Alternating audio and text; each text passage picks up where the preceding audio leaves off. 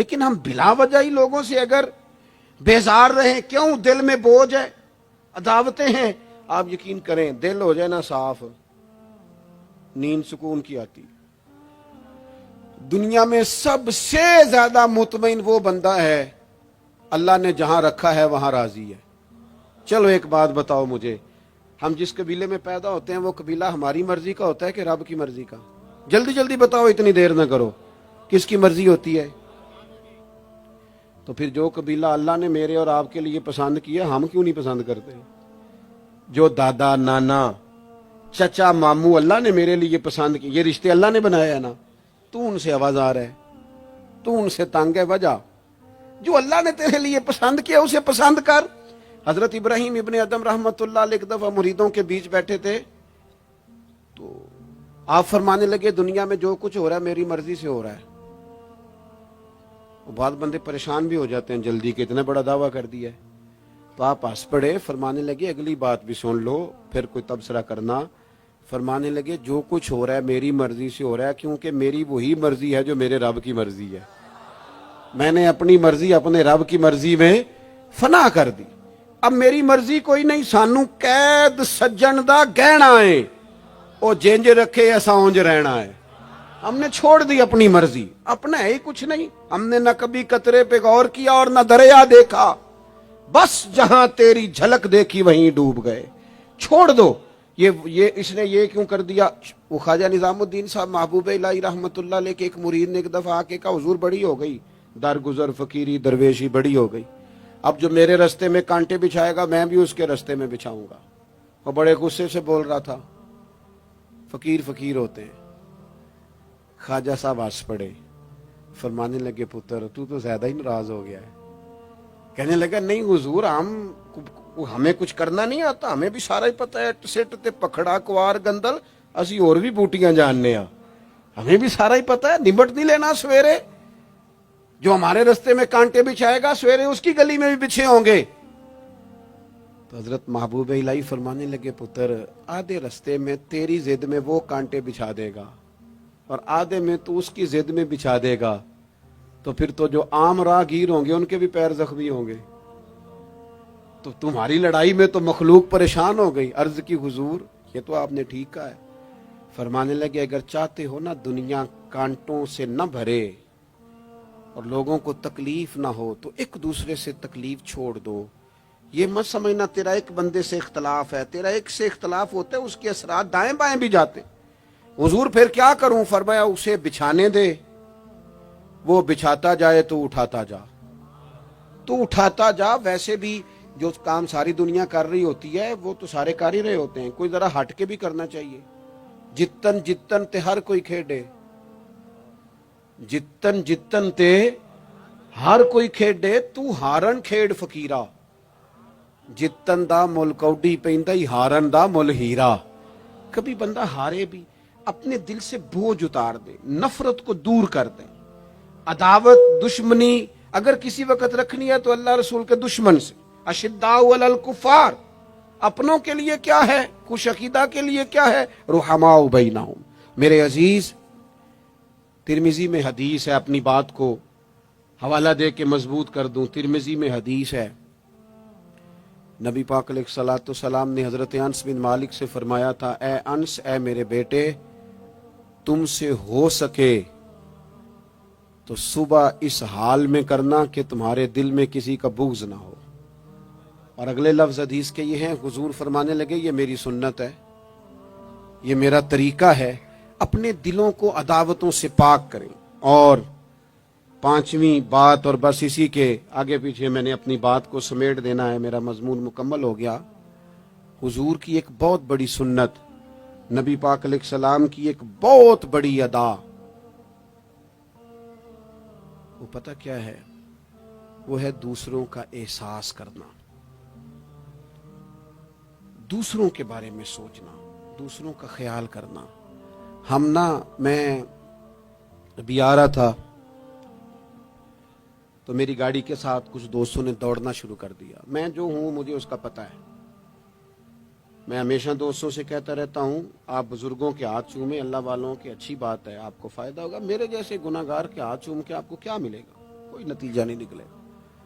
ہاں آپ کوئی میری بات مان لیں اور اس پر عمل شروع کر دیں تو رب کریم کی رحمت صبح قیامت ممکن ہے یہ کہہ دے یہ تیری وجہ سے اس نے شروع کیا تھا، جا تیرے گناہ بھی معاف کیے.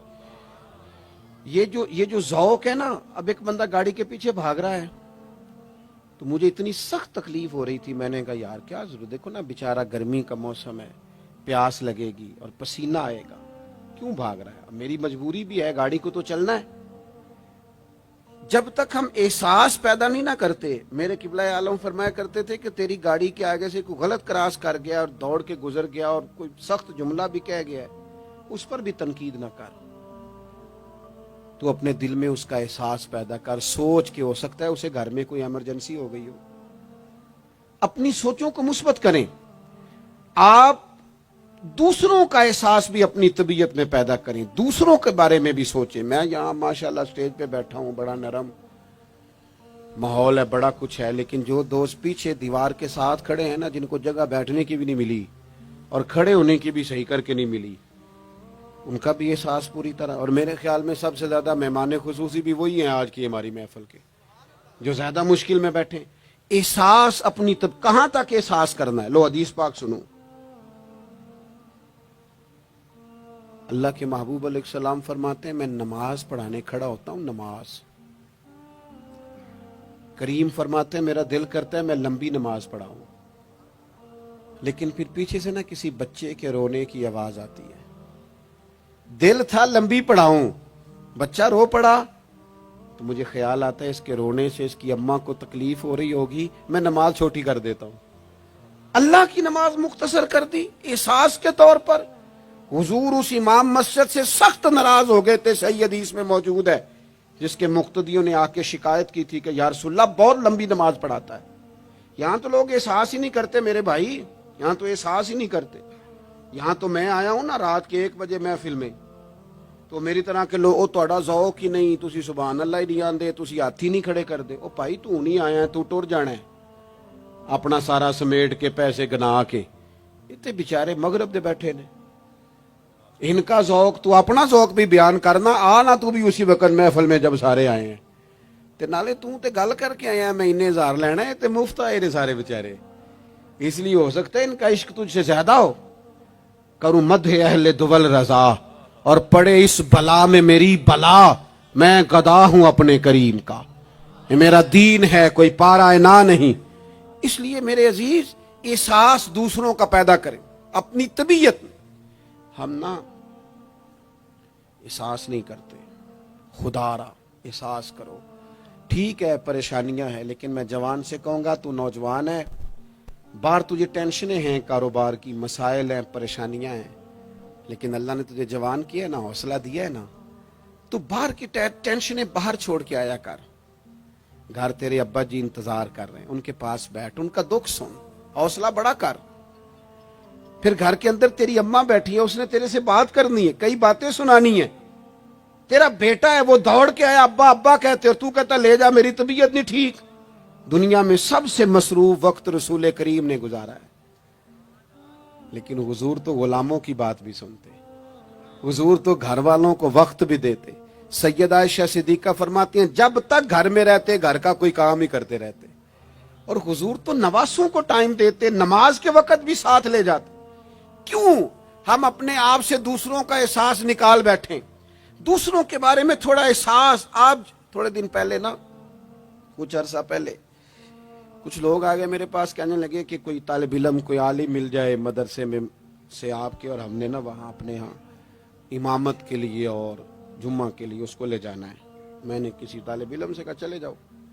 وہ کہنے لگے تنخواہ کتنی دینی ہے؟ میں نے کہا کوئی زیادہ نہیں، جتنا آپ کے گھر کا خرچہ ہے اتنا اس کو بھی دے دیں.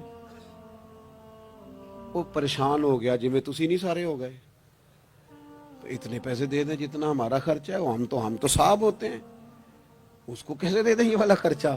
تو کہنے لگے نہیں جی وہ تو ٹھیک ہے تسی کوئی 10 چھڑو. اور میں نے کہا میں آپ کو وہ بتا رہا ہوں جو حضرت صدیق اکبر نے بتایا ہے. آپ کی تنخواہ کتنی لگائیں؟ کہا درمیانے مہاجر کا جتنا خرچہ ہے نا اتنا میرا بھی لگا دو. حضور گزارا نہ ہوا، فرمایا میں لوگوں کی تنخواہیں بڑھا دوں گا، جہاں سب کا گزارا ہوگا ابو بکر کا بھی ہو جائے گا. یہ کیا بات ہوئی کہ تو تیرا گزارا نہیں ہوتا تو مزدور کا کیسے ہوتا ہے؟ غریب آدمی کا احساس جب تک تجھے دوسروں کا پیدا نہیں ہوتا تو حضور کے اسوہ حسنہ تک نہیں پہنچ سکتا. تو نے نبی پاک کا طریقہ نہیں اپنایا. یہ پتہ ہے حضور جو غاروں میں روتے تھے اور سارا دن تبلیغ کرتے تھے اور طائف تشریف لے جاتے تھے اور عکاظ کی منڈیوں میں جاتے تھے، یہ احساس تھا، یہ درد تھا جو میرے محبوب کو لے جاتا تھا. احساس تھا. حضور چاہتے تھے رب کا کوئی بندہ دوزخ میں نہ جائے. اللہ کے محبوب رات کو روتے، دن کو تبلیغ کرتے، گلی گلی جاتے، لوگوں کو سمجھاتے. کوئی ایک بار دین کی بات پوچھتا، 10 بار بھی اس سے پوچھتا تو بتاتے. کیوں؟ احساس ہے. بات ختم کرنے لگا ہوں. سیدہ طیبہ طاہرہ ام المومنین سیدہ عائشہ صدیقہ رضی اللہ تعالیٰ عنہ فرماتی، ایک دن حضور مجھ سے فرمانے لگے، کریم فرمانے لگے، عائشہ ایک بات بتاؤں تمہیں؟ یا رسول اللہ فرمائیے. تو کریم فرمانے لگے، عائشہ جب تم مجھ سے راضی ہوتی ہو پھر بھی مجھے پتہ چل جاتا ہے، اور جب تمہارے دل میں کوئی بات ہوتی ہے پتہ مجھے پھر بھی چل جاتا ہے. کہتے میں نے جلدی سے عرض کی، حضور میں اور آپ سے ناراض. تو فرمایا بتاؤں پھر؟ حضور بتائیے. فرمایا عائشہ کبھی کبھی قسم اٹھاتی ہو؟ یا رسول اللہ اٹھاتی ہوں. فرمایا جب ہوتی ہو نا مجھ سے راضی تو کہتی ہو مجھے محمد مصطفیٰ کے رب کی قسم، اور جب تمہارے دل میں کوئی بات ہوتی ہے تو پھر کہتی ہو حضرت ابراہیم خلیل کے رب کی قسم. پھر حضرت جناب عائشہ صدیقہ کہتی ہیں میں تمہیں بتا نہیں سکتی لوگوں میرے دل کا عالم کیا تھا یہ بات سن کے. یا رسول اللہ آپ لفظوں سے احساس کا پتہ کر لیتے ہیں کوئی سوچ کیا رہا. یہاں تو گھر والے پورا احتجاج کریں. احتجاج. میں ایک دفعہ کہیں کھانے کے لیے گیا تھا تو میں نے کہہ دیا کھانا بڑا اچھا پکا ہے. ایک آدھ اور بزرگ سے بھی میں نے وہ بات سنی تھی، پھر وہ پریکٹیکلی میرے ساتھ ہوں میں، کھانا بڑا اچھا ہے جی. تھوڑی دیر کے بعد نا گھر کے اندر سے رونے کی آواز آنے لگی. تو مناسب تو نہیں ہوتا کسی کے گھر کے مسئلے میں ایسی بات پوچھنا، لیکن وہ جب ماحول زیادہ ہی بڑا تو میں نے میزبان سے کہا کہ خیر تو ہے گھر میں سب ٹھیک ہے؟ تو کہنے لگے آپ کی وجہ سے رو رہے ہیں. میں نے کہا کہنے لگے آپ نے بڑی تعریف کی ہے نا کھانا بڑا اچھا پکا ہے. تو میری بیوی ہے تو عزیزوں میں سے پر وہ گھر غریب ہے. اس نے کہا 14-15 سال ہو گئے اس گھر میں کھانا پکاتے، آج تک نہیں کسی نے کہا اچھا پکا ہے. میں غریب کی بیٹی ہوں، آج وہ تعریف سنی ہے تو دل کسی اور طرف ہی چلا گیا ہے. اتنا بھی احساس نہیں جو صبح سے گرمی میں کھڑے. آپ کو پتہ ہے نبی پاک نے کبھی کھانے میں نقص نہیں نکالا تھا. سیدہ عائشہ کہتی ہیں پسند ہوتا تو کھا لیتے ورنہ چھوڑ دیتے. کبھی عیب تو ہنڈیا پھینک دیتا. آنا گرمی میں تو بھی کھڑا ہونا جہاں اماں کھڑی ہے، بیوی کھڑی ہے، بہنیں کھڑی ہیں، کھڑا ہونا 10 منٹ. تو بھی احساس ہی نہیں، صرف اپنا ہی پتہ ہے. سیدہ عائشہ صدیقہ یہ حضور کا اسوہ حسنہ ہے. یہ طریقے اپناؤ زندگی میں. 4-5-8 چیزوں کو فقط سنت نہ سمجھو، یہ وسعت ہے حضور کے اسوہ نور میں. سیدہ عائشہ کہنے لگی، کریم فرمانے لگے تم قسم اٹھاتے حضرت ابراہیم کا نام لیتی ہو تو میں سمجھ جاتا ہوں. جناب عائشہ کہتی ہیں بس دل مچل گیا، کیفیت اور کی اور ہو گئی. میں نے کہا حضور پھر مجھے قسم ہو محمد عربی کے رب کی، میرے لبوں سے آپ کا نام ہی جاتا ہے، میرے دل میں آپ ہر وقت موجود رہتے ہیں.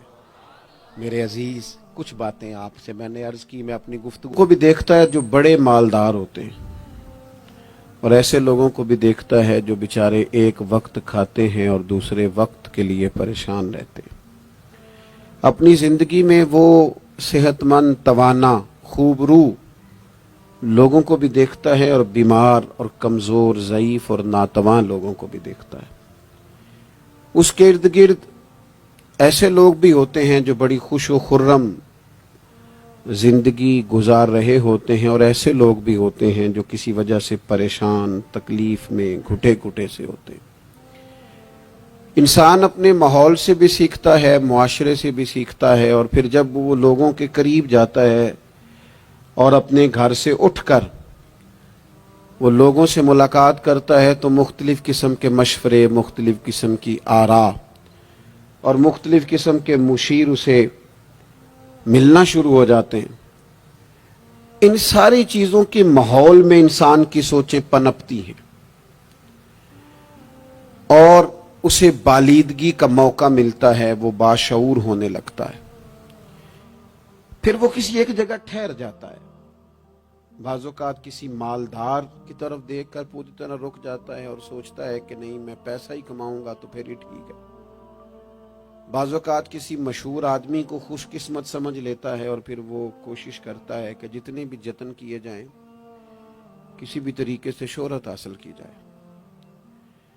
وہ اس طرح کر کے ہماری ملت کے جوان بھی، ہمارے لوگ بھی، پھر میں نے ایسے لوگوں کو بھی دیکھا ہے جو اگرچہ بہت بڑے کسی ادارے سے پڑے ہوئے تھے اور مالدار تھے اور وزادار تھے، اور انہوں نے یہ دیکھا کہ پاکستان میں آ کر، یہاں پہنچ کر مجھے خدمت کا کام کرنا چاہیے، آئے، اچھی نیتوں کے ساتھ آئے ہوں گے، کوئی ان کے پیچھے نیک مقاصد ہی ہوں گے، لیکن جب انہوں نے پاکستانی سیاست کا ماحول دیکھا نا، تو پھر نہ ڈگریاں نہ تعلیم کچھ بھی نہیں، وہ جس طرح کا ماحول تھا اسی طرح کے بن گئے، روایتی ہو گئے، کسی نہ کسی کے پیچھے یوں ہی لوگ لگ جاتے ہیں اور طرز زندگی اختیار کرتے ہیں۔ ہمیں لگنا ہوتا ہے کسی نہ کسی کے پیچھے، ہم پیروی کرتے ہیں لوگوں کی، لوگوں کو دیکھتے ہیں، اس حساب سے ہم اپنے آپ کو مرتب کرتے ہیں۔ پھر میرے بھائیوں، ایک مسئلہ اور بھی ہوتا ہے، انسانوں میں صرف خوبیاں نہیں ہوتی، عام انسانوں میں بشری کمزوریاں بھی ہوتی ہیں۔ ہم بعض اوقات کسی کے پیچھے چلتے ہیں تو تعریفوں کے پل باندھتے ہیں، محبتوں اور عقیدتوں کا لمبا چوڑا اظہار کرتے ہیں، پھر تھوڑا سا ٹائم گزرتا ہے اور تھوڑا سا قرب ملتا ہے تو پھر ہمیں اس بندے میں خامیاں نظر آنی شروع ہو جاتی ہیں۔ کورے ورک کتاب نہیں ہوندے، پتھر دل گلاب نہیں ہوندے، سجنا پہلو ہی سوچ کے لائیں پھر یاراں نال حساب نہیں ہوندے۔ سوچتے نہیں، سمجھتے نہیں، غور نہیں کرتے، جذباتی فیصلے کرتے ہیں، ماحول جذباتی ہے۔ یا آپ دیکھیں نا، میں کسی جگہ پہ پہنچتا ہوں تو رکنا، بیٹھنا، چلنا پھرنا دوست مشکل کر دیتے ہیں، ایک منٹ کے لیے کہیں کیمرہ بند نہیں ہوتا۔ آپ بڑے تھکے ہوئے بھی ہوں تو آپ صحیح کر کے کہیں بیٹھ نہیں سکتے، چونکہ آپ کے چاروں جانب تو کیمرہ چل رہا ہے، کیسے بیٹھے؟ نبی کی زندگی بہترین نمونہ ہے، ایک کامل اسوہ حسنہ تمہیں دیتے ہیں، کامل، مکمل۔ نبی پاک علیہ الصلوۃ والسلام کا جو وجود اطہر ہے نا، ایسا وجود اس کے اندر اللہ تعالیٰ نے ظاہری اور باطنی، یہ میں کسی جوش سے نہیں بول رہا، میں بڑی ہوش سے بات کر رہا ہوں، آپ سے بھی گزارش کرتا ہوں ہوش سے سننا۔ یہ بات میں درجنوں اور بیسیوں کتب کا نچوڑ آپ کے سامنے رکھ رہا ہوں۔ اللہ تعالیٰ نے نبی پاک علیہ الصلوۃ والسلام کے اندر ظاہری باطنی ساری خوبیاں بھر کے اپنے محبوب کو دنیا میں مبعوث فرمایا ہے، نہیں کھلا دیے، وہ جس راہ چل دیے ہیں کوچے بسا دیے۔ بعض لوگ ناراض نہ ہونا مجھ سے، بعض لوگ ہنستے ہیں، سونا نہیں ہنستے، ہنستے ہیں پر سونا۔ سیدہ طیبہ طاہرہ حضرت عائشہ صدیقہ فرماتی ہیں حضور مسکراتے تھے لیکن اس مسکرانے میں بھی عجیب وزاداری تھی، ہنستے تھے کھل کھلا کے نہیں ہنستے تھے، اس میں کہا نہیں لگتا تھا، آوازیں نہیں پیدا ہوتی تھی، یعنی سونا، ہنس بھی جاتے تھے لیکن اس کے اندر بھی عجیب لطافت تھی۔ وہ کیسا ہنسنا تھا؟ صحابہ فرماتے ہیں حضور ہنستے، مقدس دانتوں میں سوراخ تھا، زیر لب مسکراتے، اور وہ جو حضور کے مقدس دانتوں میں مقدس سوراخ تھا نا، جب حضور ہنستے اس سے نور نکلتا اور مسجد نبی کی دیواریں بھی روشن ہو جاتی۔ یعنی ایسا نہیں ہنسنا جس طرح کوئی میری طرح کا آدمی ہنستا ہے تو لوٹ پوٹ ہو جاتا ہے اور اس ہنسنے کے اندر کئی دفعہ وزاداری قائم نہیں رہتی، کئی دفعہ اس کے اندر وہ وقار قائم نہیں رہتا۔ حضور ہنستے تو تبسم کرتے، یعنی ہنس بھی رہے ہیں تو ہنسنا بھی بڑا ہی باکمال ہے۔ اور میرے اعلیٰ حضرت تو کہتے ہیں بس وہ ہنس پڑتے تھے फिर जो उम्र भर के रो रहे होते थे ना, वो हुजूर का हंसना देख के ही हंस पड़ते थे। गोया ना जहां जहां खिजा होती थी बहार आ जाती थी, जहां जहां दुख होते थे सुख आ जाते थे, जहां जहां भी कोई कमजोरी होती थी, खुदा कहते हैं जिसकी तस्कीन से रोते हुए हंस पड़े, उस तबस्सुम की आदत पे लाखों सलाम। एक तो उनका हंसना बड़ा बाकमाल था, और फिर यह था कि उनका रोना भी बड़ा बाकमाल था, बड़ा बाकमाल। यानी वो कभी रो पड़े और कभी करीम की आंखों में आंसू आ जाए, और कभी उनके चेहरे पर अफसुर्दगी आ जाए, तो यूं लगता था कि फूलों ने खिलना छोड़ दिया है, कलियां अपनी जगह से हट गई हैं। समुंदर ने कहा नहीं नहीं, अब शोर नहीं करना। यूं लगता था कि तितलियां अपनी जगहों पे बैठ गईं। जब वो कभी रोते थे तो यूं महसूस होता था कि जैसे चांद कहता है कि नहीं, अब मैंने नहीं खुल के चमकना, महबूब तो रो पड़े। और कभी करीम रोए, आंखों में आंसू आए, तो उनके रोने में हुस्न इतना था, कमाल इतना था कि जिब्रील अमीन आए और आके अर्ज गुजार हुए, या रसूल अल्लाह, सारे भेद जानने वाला रब पूछता है, करीम से पूछो ना, महबूब से पूछो ना, रोए क्यों हैं? ये रो पड़े हैं, क्यों रोए हैं? सारे भेद जानने वाले मालिक क्यों रोए?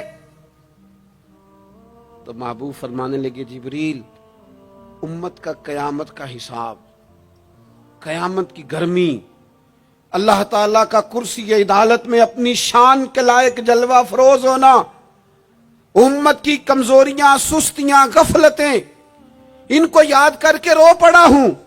गमे उम्मत ने निढाल कर दिया है। हजरत जिब्रील बारगाह इज़वी से पैगाम लाए, महबूब करीम सल्लल्लाहु ताला अलैहि वसल्लम ने, हुजूर रोए। तो जब जिब्रील अमीन ये पैगाम लेके लौटते हैं तो रब करीम ने क्या फरमाया? आपकी तवज्जो है मेरी बात पर? मालिक करीम ने क्या फरमाया? वो आयत नाजिल हुई जिसके बारे में इमाम ज़ैनुल आबिदीन रदी अल्लाह ताला अन्हु फरमाते हैं, कुरान में सबसे उम्मीद वाली आयत ये है। रोए हुजूर और जनाब जिब्रील पूछ कर वापिस गए तो रब करीम ने फरमाया, जाके मेरे महबूब से फरमा दें, वाला सौफ युतीका रब्बुका फतरदा, महबूब रब आपको इतना देगा कि आप अपने रब से राजी हो जाएंगे। महबूब आपको राजी करेंगे, ना रोएं, आपको राजी करेंगे आप। और हुजूर क्या फरमाते हैं? फरमाया, जब तक मेरा एक उम्मती भी दोजख में, मैं कोई नहीं राजी होता। अल्लाह, क्या जहन्नुम अब भी न सर्द होगा? रो रो के मुस्तफा ने दरिया बहा दिए। हुजूर का हंसना भी बाकमाल, रो देना भी बाकमाल, उनका किसी बंदे से मोहब्बत से उठ के गले लगाना भी बाकमाल। और कभी हुजूर जलाल करें तो महबूब फरमाने लगे, मैंने दुआ मांगी है, ए अल्लाह, अगर मैं किसी को झिड़क दूं तो उतना सवाब देना जितना तू फर्द नमाज का सवाब देता है। यहां ये भी हर जाविये से, हर निगाह से, मैं क्या आपको अर्ज करूं, हमने न कभी सीरत बयान की, मेरी तरह के लोगों ने, ना कौम उस तरह से सीरत को पढ़ती है। सीरत नबवी का एक एक पहलू कभी खोला जाए। ये जो जमाने में बेचैनी पाई जाती है ना, बेकरारी पाई जाती है, और ज़हनी इंतशार है, और फिक्री उलझाव है, और टूटती बिखरती सोचें, ये सारी खत्म हो जाए। ऐसा ठहराव नसीब हो, जीने का भी मजा आए और मरने का भी मजा आए। अगर हुजूर की सीरत मुकद्दसा को समझा जाए तो महबूब की जिंदगी हर तरह से कामिल है, मुकम्मल है, अकमल है। आप कहीं भी और जाएंगे, ये आजकल मोटिवेशनल स्पीकर्स का दौर है। हमारे बच्चे जदीद पढ़े लिखे, वो कहते हैं मैं फलां मोटिवेशनल स्पीकर के पास जाता हूं। जाएं आप। बहुत सारे लोग ऐसे, उन्हें कहें तो वो बाज नहीं आते, वो तजर्बा करके बाज आते हैं। और बिलखुसूस नई नस्ल जो होती है, वो बुजुर्गों के तजर्बों से फायदा नहीं उठाती, वो अपने अलग से तजर्बे करना चाहती। उसका भी बड़ा खतरनाक नतीजा बरामद होता है। तो कोई बंदा भी जो आपको मोटिवेट करता है ना किताब व सुन्नत के बगैर, کوئی بھی آپ کو موٹیویٹ کر رہا ہے، وہ کیا کچھ کہہ رہا ہے، کیا کر رہا ہے، وہ کبھی بھی آپ کو تعلیم صحیح نہیں دے سکتا۔ کیوں؟ اس لیے کہ جو تعلیم وحی الہی کے بغیر ہوتی ہے وہ ناقص ہوتی ہے۔ انبیاء کی تعلیم وحی الہی کے ساتھ، لہذا اگر کوئی آدمی آپ کو موٹیویٹ کرتا ہے کتاب و سنت کے ساتھ، وہ آپ کو درست سمت لے کے جائے گا، ورنہ تو ہر آدمی آپ کو الجھا دے گا۔ میرے بھائی، نبی پاک کا اسوہ حسنہ، ہمارے ہاں لوگوں نے سنت شریعت سمجھ کس کو لیا ہے؟ ہمارے ہاں لوگوں نے سنت شریعت سمجھا ہے صرف پگڑی باندھ لی، بہت عظیم سنت ہے امامہ باندھنا۔ بعض لوگوں کا خیال ہے صرف داڑھی رکھنا، داڑھی بہت عظیم سنت، بہت عظیم سنت، انبیاء کرام کی پسند ہے۔ اور آپ کو پتہ ہے اللہ تعالیٰ نے عورتوں کو داڑھی دی ہی نہیں، یہ مرد کا زیور ہے۔ ہاں یہ مردانہ کام ہے، داڑھی مرد کا زیور ہے۔ اور پھر یہ آپ کے جسم کا حصہ ہے، داڑھی کا وزن کوئی نہیں ہوتا۔ پوچھ لیں جنہوں نے بڑی رکھی ہے، بے شک ان سے بھی پوچھ لیں، یہ وجود کا حصہ ہے، اس کا کوئی وزن، کوئی پریشانی۔ اور ایک اور بات نوجوانوں آپ سے کہہ دوں چلتے چلتے، بغیر داڑھی کے آپ سونے لگ رہے ہوں تو لوگ کہیں گے پیارے لگ رہے ہو، اچھے لگ رہے ہو، خوبصورت لگ رہے ہو۔ اور داڑھی کے ساتھ اگر کسی کو پیارے لگو نا تو جو تعریف کرے گا وہ تو تعریف ہی بڑی روحانی قسم کی ہے، وجدانی۔ یعنی آپ داڑھی کے ساتھ اچھے لگیں تو لوگ کہتے ہیں کتنا نورانی چہرہ ہے۔ اب دیکھو اس تعریف کے پیچھے جو جملوں کی ترتیب ہے اس میں حسن کتنا، داڑھی، امامہ، سفید لباس، اور پھر یہ کہ مسواک کرنا بڑی اعلیٰ سنت ہے، میٹھا کھانا بڑی اعلیٰ سنت ہے۔ لیکن یہی 4-5 سنتیں نہیں میرے بھائی حضور کی، یہ بہت بڑا مسئلہ ہے۔ بعض لوگ سمجھ فلاں جی سنت شریعت پہ عمل کرتا ہے، کیا کرتا ہے کہ داڑھی پگڑی والا ہے، وہ خدا کے بندے یہ عظیم سنت ہے، کون اس کا انکار کر رہا ہے؟ لیکن نبی پاک کا تو اسوہ حسنہ ہے، اس کے پیچھے تو پوری زندگی ہے۔ ادھر دیکھو میرے، اچھا پھر ایک اور بات، بعض لوگ سمجھتے ہیں میٹھا بولنا صرف سنت ہے اور اخلاق کی علامت ہے، صرف میٹھا بولنا۔ آپ نے ناراض نہیں ہونا، میٹھا تو بعض بندے اپنے مطلب کے لیے بھی بولتے ہیں، وہ کام نکلوانے کے لیے بڑا میٹھا میٹھا بول رہے ہوتے ہیں۔ اور سنو میرے بھائی، صرف میٹھا بولنا ہی سنت نہیں، ہمیشہ سچ بولنا سنت ہے، ہمیشہ صحیح بات کرنا، دیانتدار رہنا۔ تو سمجھتا ہے 4-5-6-8 چیزیں ہی سنت ہیں؟ او خدا کے بندے، نبی پاک کی جو ادا سب سے پہلے دنیا کے سامنے آئی، اور حضور کی جس ادا سے، سنت سے لوگوں کو سب سے پہلے واقفیت ہوئی، شور نہیں پڑ جاتا کسی چیز کا دنیا میں، معاشرے میں فلاں بندہ یہ کرتا ہے، فلاں ایک بندے کا ایک چیز تعارف بن جاتی ہے، تعارف۔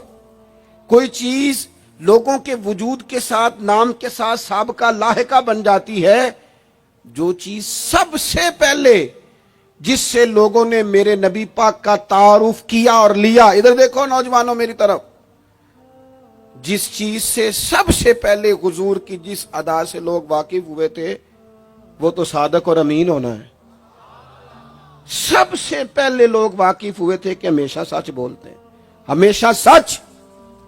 ملت کا جوان تو لوگوں کو ہنسانے کے لیے جھوٹ بولتا ہے، کوئی فائدہ نہیں، کوئی فائدہ نہیں۔ جھوٹ بولنے کے لیے ڈینگے مارتے ہیں، بڑکے مارتے ہیں، میں یہ ہوتا ہوں، میں وہ ہوتا ہوں۔ جھوٹ بولتے ہو، کیوں زیادتیاں کرتے ہو اپنے ساتھ؟ نبی پاک علیہ السلام کی تو پہلی ادا، پہلی سنت جس سے لوگ واقف ہوئے وہ صادق اور امین ہونا ہے، اور لوگ کمزوری دکھاتے ہیں۔ میں آپ سے عرض کروں، آج پتہ ہے میرے ملک کا حال کیا ہے؟ آج اتنے درد میں ہیں لوگ، اتنی تکلیف میں ہیں۔ امیر لوگ تو پیٹرول پہ بحث کرتے ہیں، پیٹرول پہ زیادہ تر وہ لوگ بحث کرتے ہیں جن کی گاڑیاں بڑی ہوتی ہیں۔ غریب پیٹرول پہ بحث نہیں کرتا، وہ تو کہتا ہے کرایہ 10 روپے بڑھ گیا بس کا، کیونکہ اس کو تو بس میں آنا جانا ہے، پیٹرول سے تو اس کا لینا دینا نہیں۔ یہ تو امیروں کی باتیں، تگڑے لوگوں کی باتیں۔ یہ سارا عالم، اس ملک کا سب سے بڑا مسئلہ نہ قانون کا ہے، نہ معیشت معاشرت کا ہے، اس ملک کا سب سے بڑا مسئلہ دیانتداری کا ہے۔ یہاں اگر دیانتداری ہو جائے، سچ بولنے والا، بات کرنے والا سچ بولے۔ اذان سن لیں جی پہلے۔ ڈاکٹروں کے بارے میں رائے کیا ہے؟ چلیں بتائیں وابڈا والوں کے بارے میں رائے کیا ہے؟ آپ اپنی بھی ایک آدھ مولویوں پیروں کے بارے میں رائے کیا ہے، بس یہی حال کیا گیا، الا ماشاءاللہ بد اعتماد کر دیا گیا۔ ایسا نہیں ہے کہ صرف کسی ایک گروہ ایک طبقے کے بارے میں بددیانتی کو فروغ دیا گیا، جھوٹ کو۔ آج بھی کسی بھی شخص کو آپ لے لیں، اس کے بارے میں سچائی سے زیادہ جھوٹی خبریں زیادہ پھیلائی جاتی ہیں، افواہوں کا دور۔ اپنی زندگی میں جوانوں سچ بولو، دیانتداری کا مظاہرہ کرو۔ اس ملت کا جوان کیسے ترقی کرے گا جس کی ماں کہتی ہے کہ پتر تو سچ ہی نہیں بولتا، تو جاتا کہیں ہے بتاتا کہیں ہے، تو بات ہی ٹھیک نہیں کرتا، کیسے بات سنو۔ نبی پاک صلی اللہ تعالی علیہ وسلم نے جب مختلف جگہوں پہ تبلیغ دین کے پیغامات بھیجے تو ہرقل بادشاہ کو بھی حضور نے پیغام دیا۔ بڑا سیانہ آدمی تھا، سمجھدار تھا، معاملہ فہم تھا۔ اس نے کہا میں کوئی جذباتی فیصلہ نہیں کرتا، کچھ چیزوں کے حضور کے بارے میں کچھ چیزوں کے سوالات میرے ذہن میں ہیں۔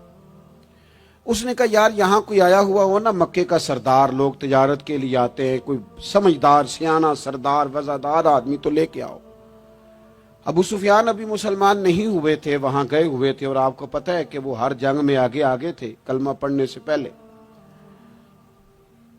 ان کو بلا کے لوگوں کو پتہ چلا یہ آئے ہوئے ہیں، تو لے جا کے بادشاہ کے سامنے کھڑا کر دیا۔ ابو سفیان کہتے ہیں جب اس نے سوال جواب شروع کیے تو ظاہر ہے میں مخالف گروہ میں تھا۔ جب کوئی مخالف گروہ میں ہوتا ہے اس نے تعریف تو نہیں کرنی ہوتی، وہ صرف ہمارے ملک میں رواج ہے کہ لوگ جو پارٹی چھوڑ کے آ رہے ہوتے ہیں اس کی بھی تعریفیں کر رہے ہوتے ہیں، اور جدھر جا رہے ہوتے ہیں پھر اس کی بھی۔ اللہ جانے کیسے اپنے دل کو سمجھاتے ہیں، ضمیر کو مطمئن کرتے ہیں، اللہ ماشاءاللہ۔ ابو سفیان کہتے ہیں میں چونکہ دوسرے گروہ میں تھا تو بادشاہ نے جو بات بھی پوچھی میں نے رائے مخالف دی۔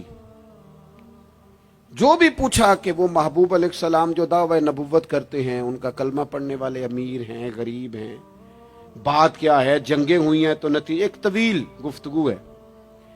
ابو سفیان کہتے ہیں آخر میں بادشاہ نے ایک سوال پوچھا، یہ جوان زیادہ غور کریں گے، سوال پوچھا۔ ابو سفیان کہتے ہیں مجھ سے کہنے لگا وہ جس کریم محبوب علیہ السلام نے دعوی نبوت کیا ہے، کیا کبھی انہوں نے جھوٹ بھی بولا ہے؟ ابو سفیان کہتے ہیں میں چپ کر گیا۔ ایک منٹ کے لیے میرے دل میں خیال آیا معاذ اللہ کہہ دوں بولا ہے، پھر میں نے سوچا یہ تو عرب کی وزاداری کے خلاف ہے کہ میں جھوٹ بولوں۔ اور پھر ابو سفیان کہتے ہیں میرے دل کے کونے سے آواز آئی میں کوئی اور بات کروں گا تو شاید کوئی تھوڑی دیر کے لیے سوچے، اور اللہ کے رسول نے جھوٹ بولا یہ تو مانے گا ہی کوئی نہیں، یہ تو مخالف نہیں مانیں گے، کافر مشرک نہیں مانیں گے۔ بادشاہ کہنے لگا سوچتے کیا ہو، بتاؤ کیا کبھی انہوں نے جھوٹ بولا ہے؟ تو ابو سفیان کہتے میرے ہاتھ میں چھڑی تھی، میں نے اٹھا کے دوبارہ زمین پہ رکھی۔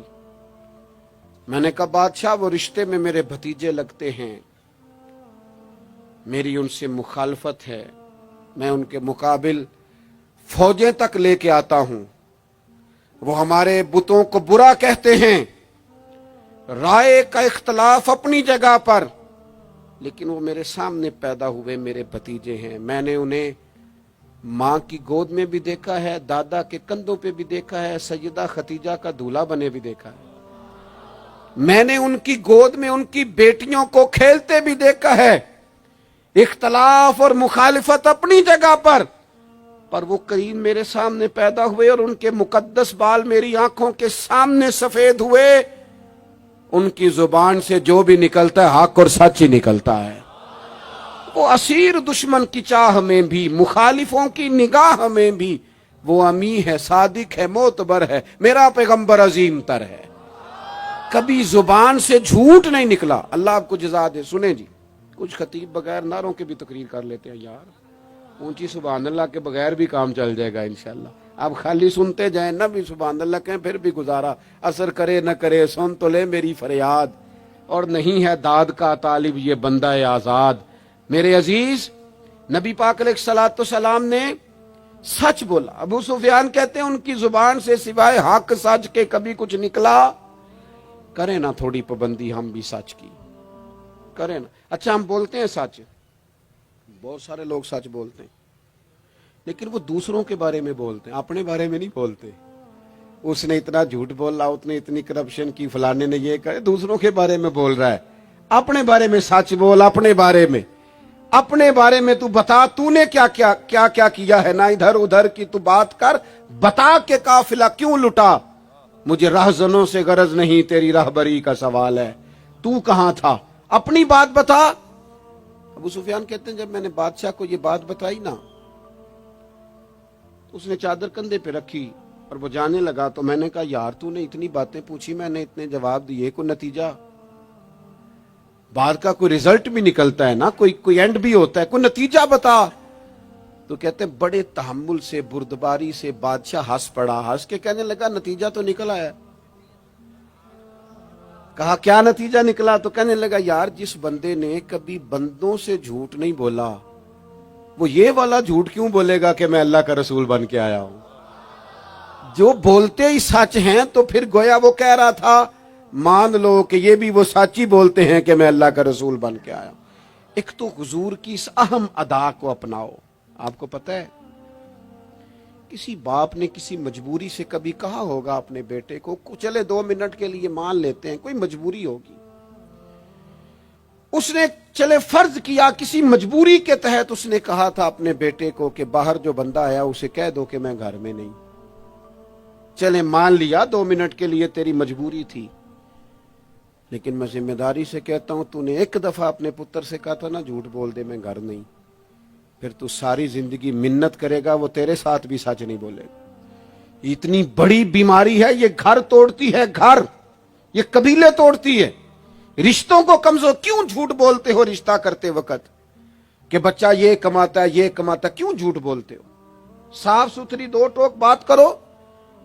इतना बड़ा रिश्ता मियां बीवी का जो अल्लाह की निशानियों में से निशानियां झूठ पर कायम करते हो। बेटी के वालिदैन भी अल्लाह माशाल्लाह झूठ बोलते हैं, ये दे देंगे ये दे देंगे। बाद में कहते हैं लड़के वाले लालच करते हैं, आपने पहले लालच खुद पैदा किया, क्यों कहानियां सुनाई। इतना अहम रिश्ता जिसकी बुनियाद पर सारा घर चलना था, वो रिश्ता बद एतमादी पर कायम है। जब एक दूसरे पर एतमाद ही नहीं है तो सुकून कैसे आएगा। अपनी जिंदगी में सच लाओ। दौलत लाने से ज्यादा जरूरी सच लाना है। घर में महंगी चीजें लाने से बेहतर है अपने घर में सच ले आओ, दयानतदारी ले आओ, घर भी बच जाएगा, कबीला भी बच जाएगा। जिम्मेदारी से कहता हूं सच बोलो, दयानतदार हो जाओ, मुल्क भी बच जाएगा। इस उम्मत का भलाई इस काम में है, ये हुजूर का उसवा हसना है। और तीसरी बात, नबी पाक की सुन्नत सिर्फ मिसवाक लेके दांत साफ करना ही नहीं, दिल साफ रखना भी मेरे नबी की सुन्नत है। दिल साफ रखना भी हुजूर का तरीका। दिल बड़े बोझ होते हैं हमारे दिलों पर, मुफ्त की नाराजगी, कोई लेना देना नहीं। वो जी फलाने बंदे ने ना जी अपनी बच्ची की शादी की है, बच्चे की शादी की है, रिश्तेदार ने मुझे पूछा नहीं। भाई आपको क्यों पूछते, आप क्या हैं। उनका घर था, आपको आप बिला वजह आप नाराज होकर अपने घर में क्यों पूछते। आपको किस किताब में लिखा है, किस शरीयत में लिखा है, कहां कानून है आपसे पूछा जाए। वो फलाने बंदे ने मेरे बारे में बात की होगी, और यार तो इतना अहम नहीं है सारी दुनिया तेरे खिलाफ बातें करे, तो मुफ्त में टेंशन ले गया। वो जो 2 बंदे दूर खड़े हैं वो कोई और बात कर रहे हैं, तेरी नहीं कर रहे। मुफ्त में अपने दिलों में बोझ, मुफ्त में बदगुमानियां। और जी फलाना बंदा अमीर हो गया, कैसे हो गया, ये तेरी ड्यूटी है, तेरी जिम्मेदारी है। मेरे आला हजरत फाजल बरेलवी रहमतुल्लाह लिखा है, हसद करने वाला बंदे पर एतराज नहीं करता, हसद करने वाला अल्लाह ताला की तकसीम पर एतराज करता है। माज़अल्लाह सुम्मा माज़अल्लाह। वो तो कह रहा है उसे नहीं मिलना चाहिए था, मुझे मिलना चाहिए था। आप जब इतनी ज्यादा अदावतें पैदा कर लेते हैं, आप क्यों नहीं उस चीज से खुश होते जो निजाम मेरे रब ने बना दिया है। इतनी बड़ी अल्लाह की मखलूक है, लेकिन हमें लोग अच्छे ही नहीं लगते।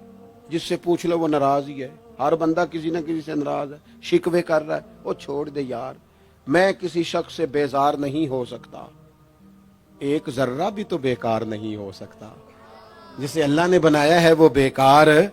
मैं बदअकीदा बद मजहब की बात नहीं कर रहा। वो फिर दोहराता हूं, एक तो हुजूर की जिंदगी कामिल है, मुकम्मल है, उसे पढ़ो।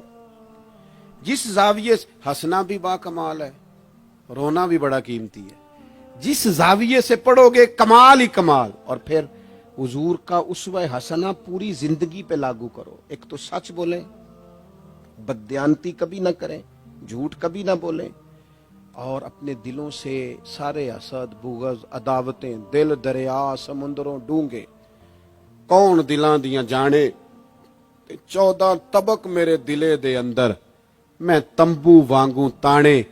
دل میں گنجائش پیدا کریں. اور آخری بات آپ سے یہ عرض کی ہے، دوسروں کا احساس پیدا کریں. دوسروں کے لیے ہم اس دین کے ماننے والے ہیں جس میں سے آبا زخمی حالت میں میدان میں زخموں سے چور بھی پڑے ہونا تو پھر بھی کہتے ہیں پانی میرے بھائی کو پلا دو. پانی اس دین کے ماننے والے. ہمیں نا خود غرض کیا گیا، اپنی اپنی پہ لگا دیا گیا ہے. بانٹنا شروع کرو گے نا، بانٹنا، اس میں صفائی بھی ہے، برکت بھی ہے. اور جو بانٹتے ہیں ان کے خزانے خالی نہیں ہوتے، انہیں اللہ تعالیٰ بھی فرماتا ہے. پھر ایک دفعہ دعا کرتا ہوں اللہ تعالیٰ احباب کی کوشش کو اپنی بارگاہ میں قبول فرمائے. حضرت قبلہ پیر صاحب دامت برکاتہم العالیہ آستانہ عالیہ سالکاباد شریف سے آپ تشریف لائے، آپ نے صدارت بھی فرمائی اور ہم سب کے لیے دعا بھی فرمائیں گے. اللہ تبارک و تعالیٰ اس بزم نور کو قبولیت کا درجہ عطا فرمائے. وما علینا الا البلاغ.